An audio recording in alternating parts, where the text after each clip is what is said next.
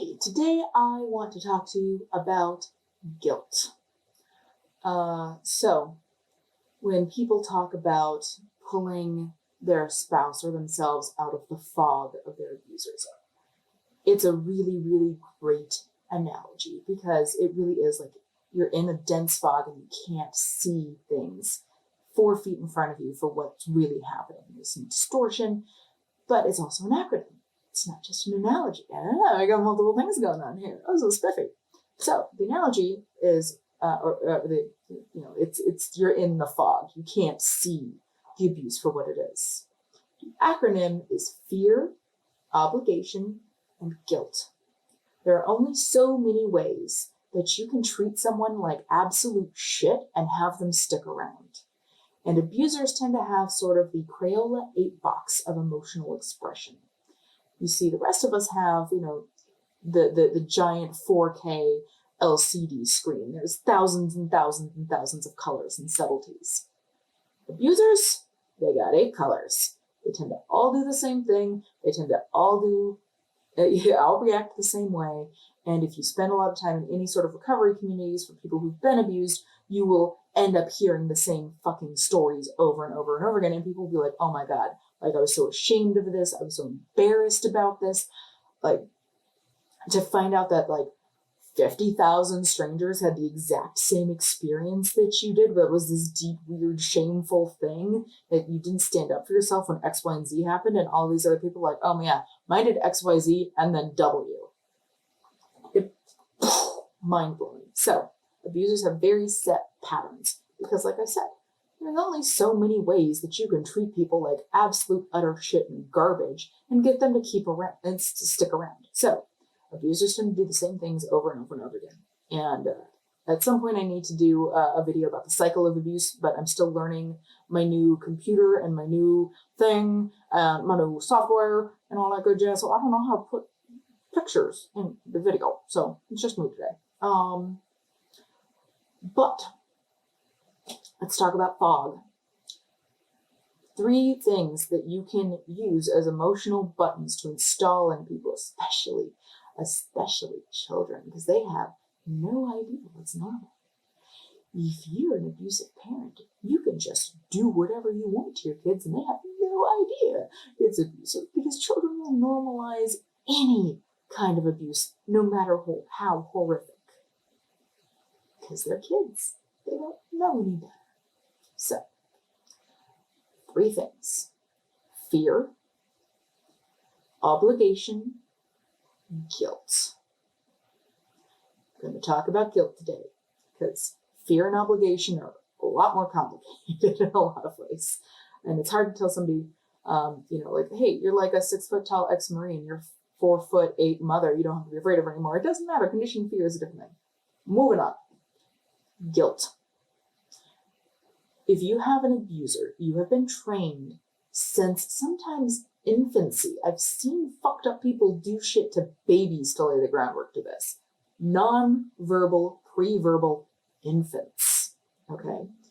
You have been trained to feel intensely guilty.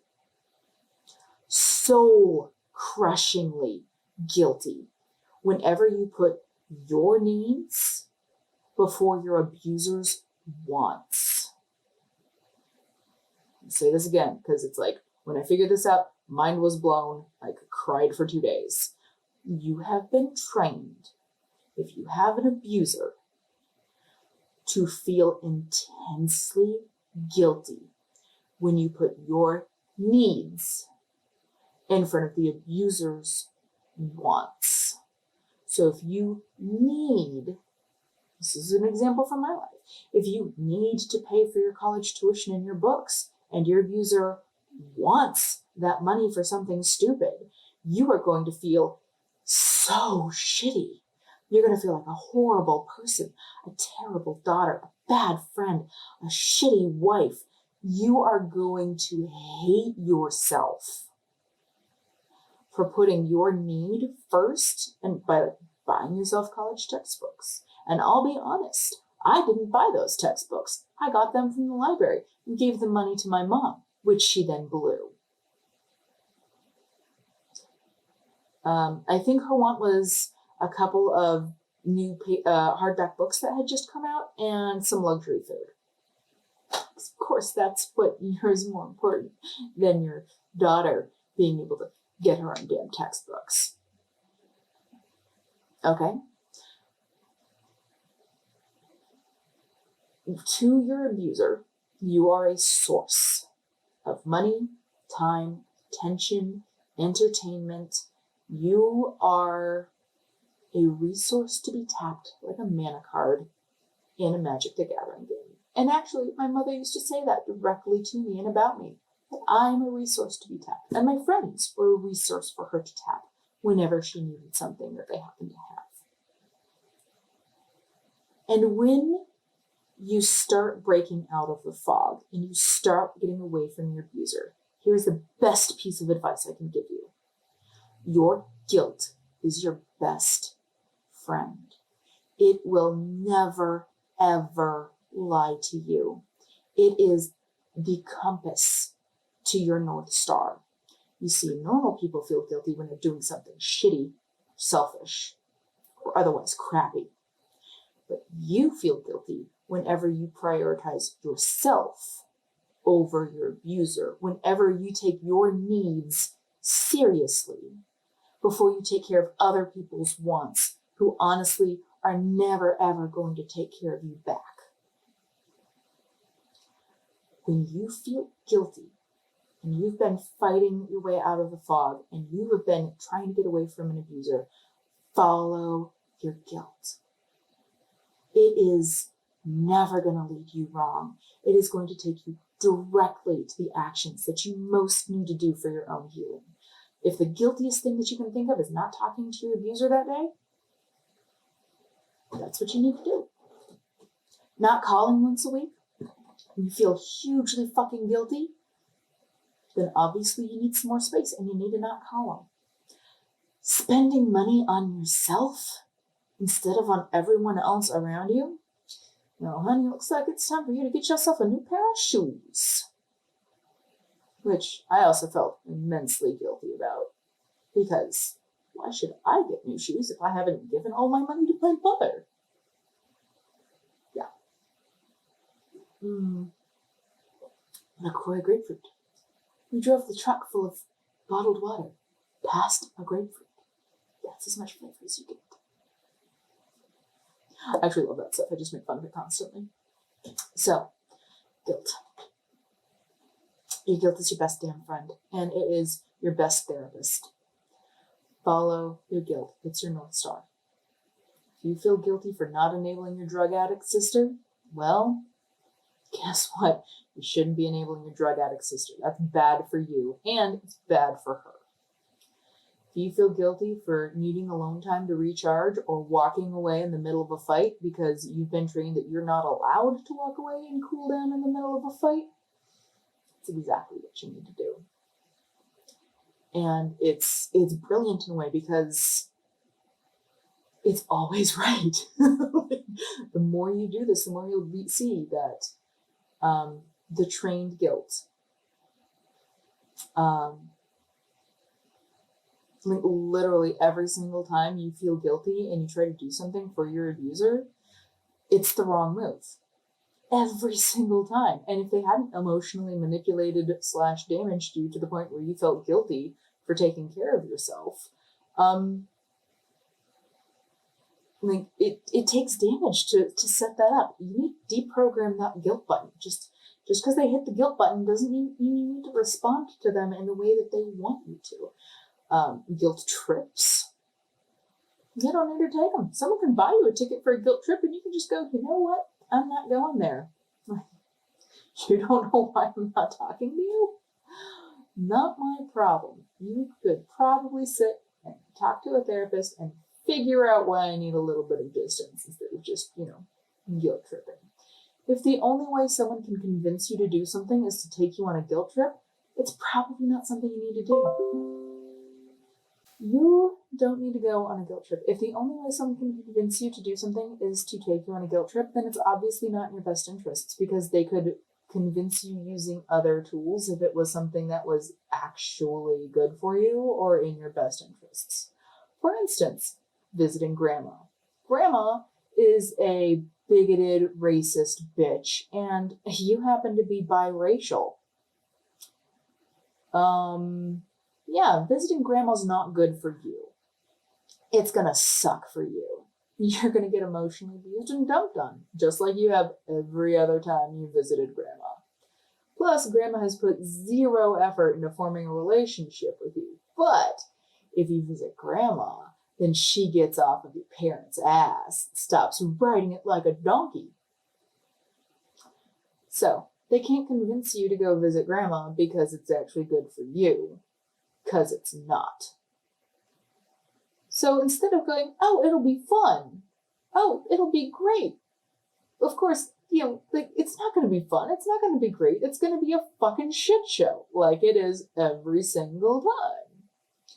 So instead of trying to convince you, like bribery works, I'd rather be bribed than guilt tripped. Like, okay, look, I know this is gonna fucking suck for you, but I will give you $200 to visit your grandma so she shuts the fuck up and stops harassing me. Deal. I will go and visit a bitch of a grandmother who's gonna make nasty fucking comments about shit I can't control because she's an old cunt. Hey. when LaCroix just isn't enough. But if the only thing we do is, well, she's old, she's gonna die soon, she misses you. Can you imagine if you just never took the effort to spend time with her and then she's dead? Your kids are gonna treat you the way that you're treating your grandmother right now. If they have to resort to a guilt trip to talk you into doing something, it is not in your best interests. Don't go. Just don't do it. Nope the fuck out. Are you gonna feel like shit? Oh yeah. First few times you follow your guilt, you are gonna feel like an abominable, unlovable, horrible fucking pile of shit. It's gonna suck. Prepare yourself. Gird your loins, because you know what? The only way to mental health is through that shitstorm. You just gotta keep going. Just keep going. And it gets better. The first time you say no to an emotional abuser who uses guilt as a weapon or a surgical implement like a scalpel or even one of those little laparoscopic robots that knows exactly where to go to make you hurt, you're gonna feel really bad because that button, like, it's deep. Like, it goes to your soul. That button is so deep, and when they push it, they are used to getting exactly what they want. And the first time you nope out is hard, like pushing out a baby hard. Don't be surprised if you cry. Don't be surprised if you curl up in bed with your animals or a stuffed animal or a comfort pillow or whatever, and you bawl your fucking eyes out. Like, you might feel amazing. You might just be like spitting on a mountainside pretending to be Julie Andrews. I told them to fuck off to the sound of music. It could be great. If so, you're lucky, you're fabulous, keep doing it. If you feel like shit, that was me.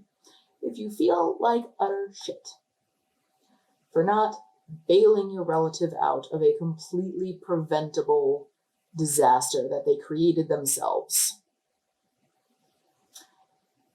feel the guilt, go through it, wade through the shitstorm, come out the other side, and the next time they go to smash that button, it's not going to be as bad.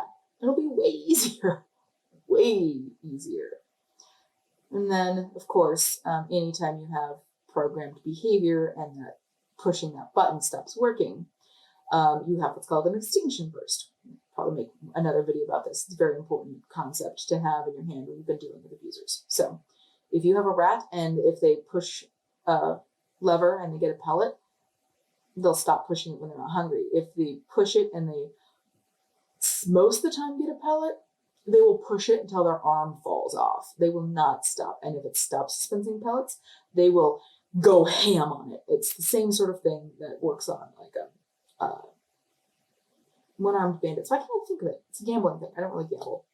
Slot machines.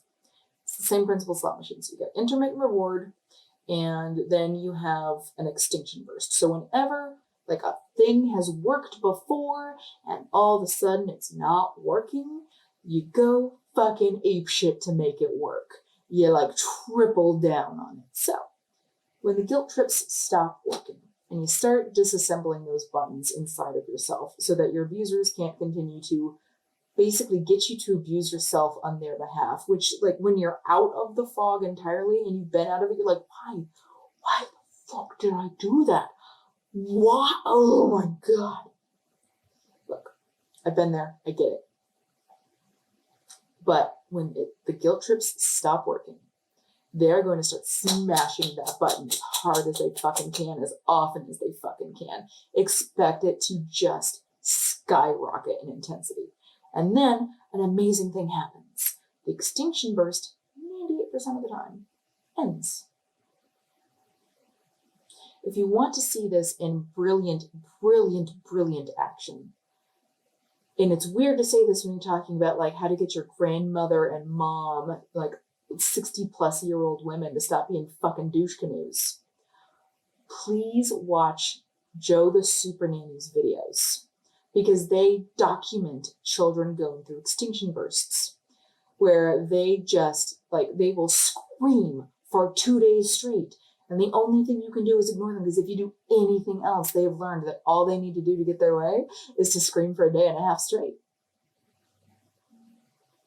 So if you cave when they start hitting those extinction burst buttons again, first, don't beat yourself up. Like, it takes time to shine your spine. It takes time to deprogram all of this. So move on, and the next time, just be more conscious about it and don't let them do it. So, like as you stop responding to the guilt trips, they're going to start more, and they're going to make them more intense. There's going to be like crying, wailing, gnashing of teeth, the donning of ashes and sackcloth, like theatrical productions, Facebook posts calling you out for what a shitty person you are and how you don't really love your whatever. Just keep going. 98% of the time, they eventually knock it off, and you never have to deal with this behavior again. It's fucking brilliant. The other 2% of the time, you get what's called an infinite escalator. Those are the people that pretty much the only way to stop them is for them to end up in prison. I will give tips on how to handle that later if you want to learn a hell of a lot more about how to handle like people escalating and what standard escalation paths for standard sorts of abuse are. Please join the Just Know Mill community. We also have Just Know Family if the person who is your Just Know is not, Just Know is an abuser, basically. Sometimes they're not even an abuser, they're just, no. We have Just Know Significant Other, Just Know SO. We have Just Know Mill. We have Just Know Family. We have an entire network. We have Just Know Friend. I think it's Friend. But basically, like, we have an entire network. The people there are fucking baller ass amazing. I am the shittiest moderator on the mod team. Everybody else is much better. So if you have any questions that need to go to a moderator, send it to ModMail, and like the people who are actually like way better than me will help. So when you feel guilty, keep doing what you're doing. As long as you were around an abuser, and you'll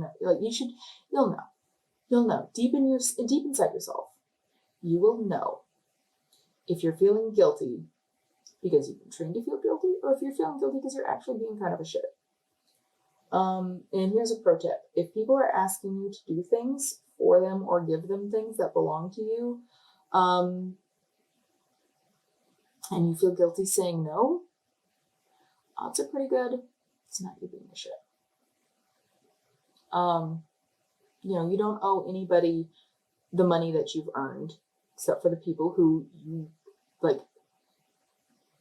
If you've borrowed money from someone, you owe them money back. If you use a service, you owe them money. Like my electric company, I owe them money. They don't call me up, and they're not like,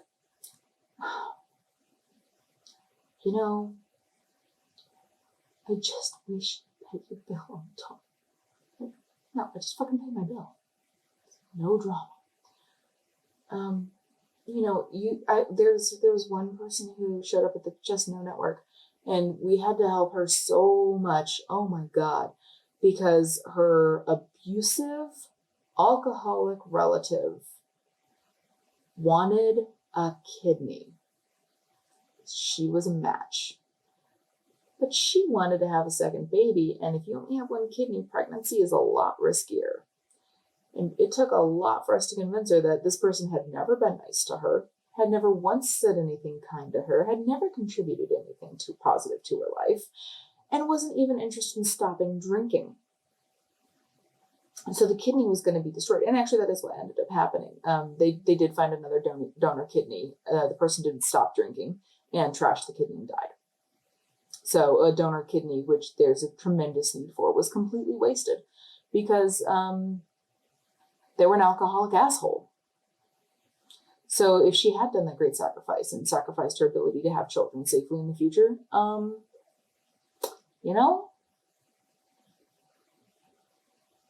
wouldn't have done any fucking good anyway.